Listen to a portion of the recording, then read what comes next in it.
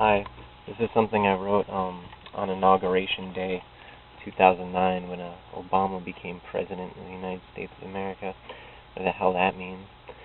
Uh, Good television tonight on yet another Inauguration Day. A show about dirty jobs is mining salt in honor of Herbert Hoover for some reason.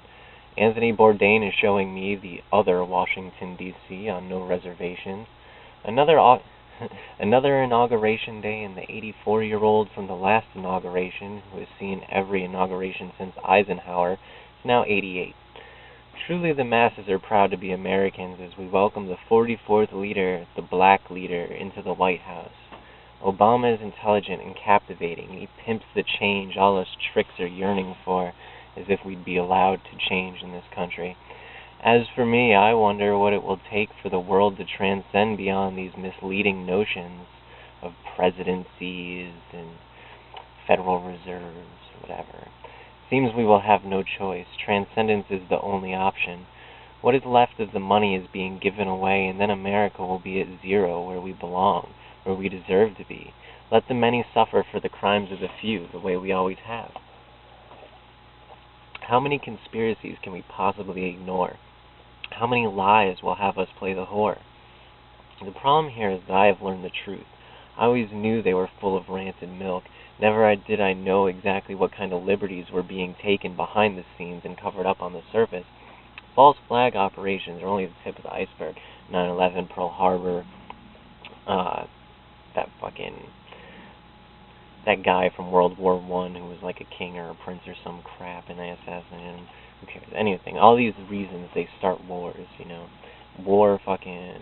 pushing wars on people is just the tip of the iceberg. War profiteering, creating wars to profit off of wars. It's fucking stupid. Whatever. None of this is part of the article. What could be worse than our own government bombing those towers? How about enslaving the entire planet, which is what they have done over time? Wage slavery for us, convincing us that our only choice is to struggle, and we should be happy they allowed us this freedom. You look at the way we live in this country, everybody's just struggling, freaking out. It's like money, money, money, money, but it's like it doesn't need to be that way. It's like when we value consciousness over material possessions, we'll just be there for each other and quit trying to rise above anything and just try to move through things. Anyway,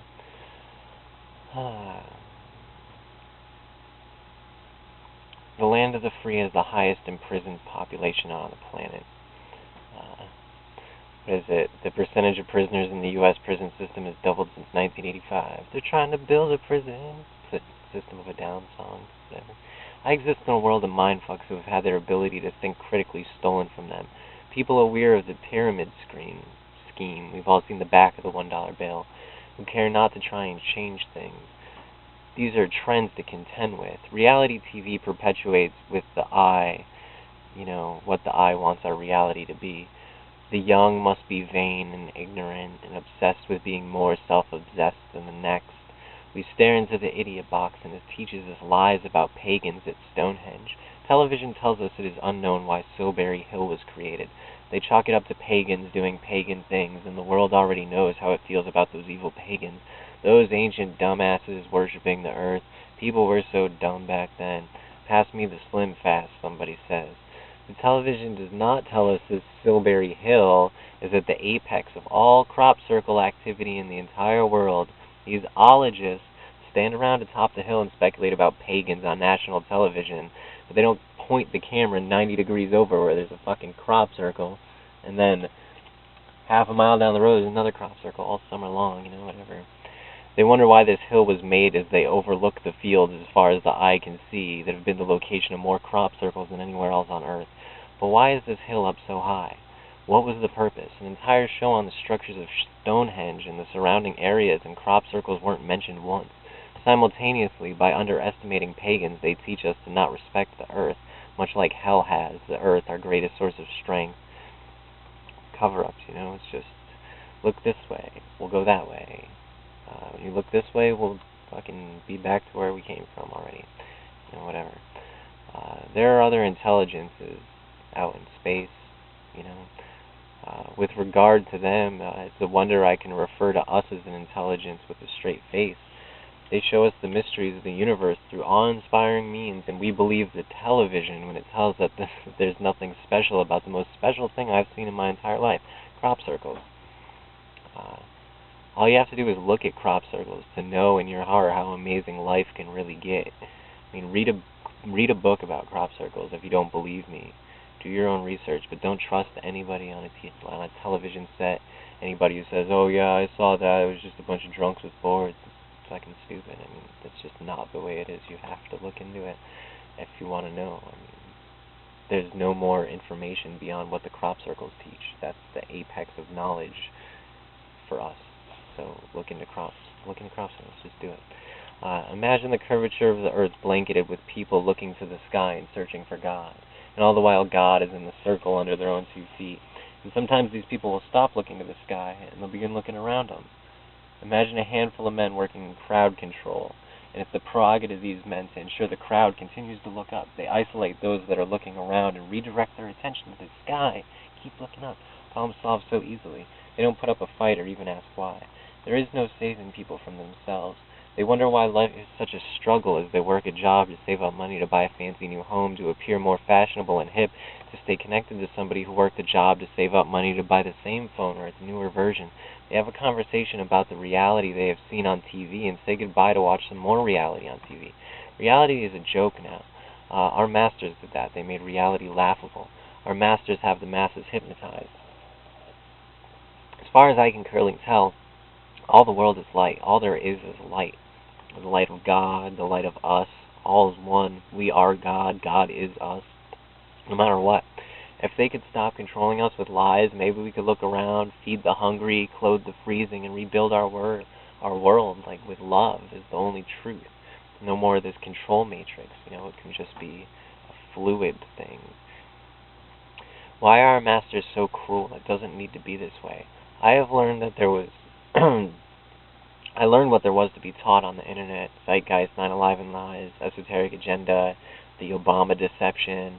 All these movies taught me a lot of things about the world we're living in, and you should watch them because they're important. The lies have been exposed, and yet the suppression of enlightenment continues. Everything is a conspiracy, and nobody believes me because they don't know. I can explain the treachery until my lungs bleed. I can explain the crimes against humanity. All the facts in the world won't save them from the television. I have learned what there was to be taught by metaphysics and the channelers of the Pleiadians. I saw a seminar given by a manifested member of the Galactic Confederation of Light. I understand the secrets. It's all light. I get it. We should all be one with our neighbors, except the masters keep us trapped in some nightmare and looking over our shoulders. Sometimes I feel it's always been this way, but I know different. The Egyptians were peaceful because they were Syrian offspring. They knew how to get, but never took. If you've heard different, it was a lie.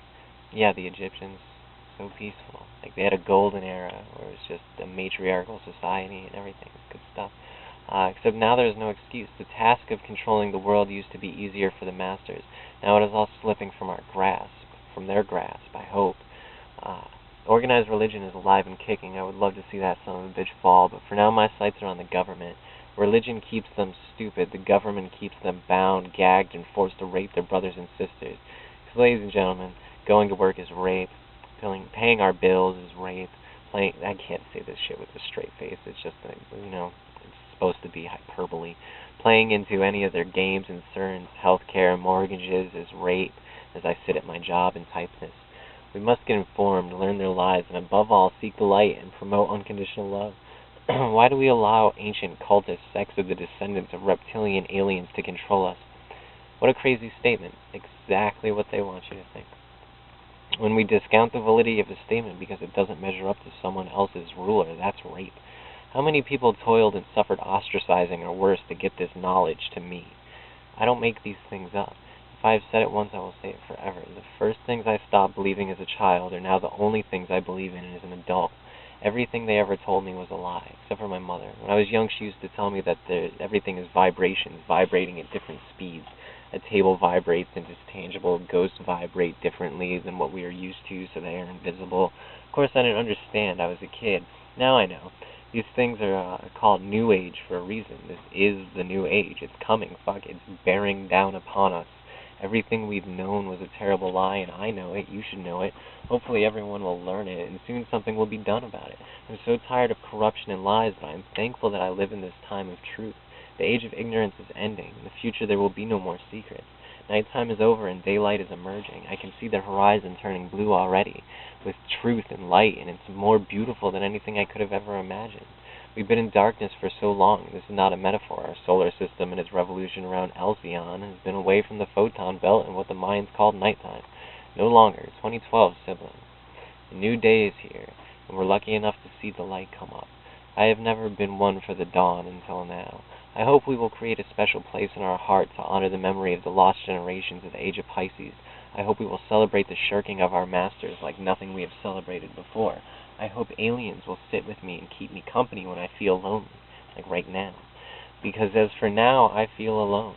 Without the company of extraterrestrials, I feel alone knowing nobody I know believes the things I believe. Nobody I know has watched the videos exposing lies and read the books exposing truth. Everybody thinks I am a weirdo. They laugh at the things I have to say. All I want to do is help them. I want to help them become aware of the light, and for this I'm shunned. Always shunned. Shunned by the master manipulating masses. Master manipulated masses. I was manipulated by the master.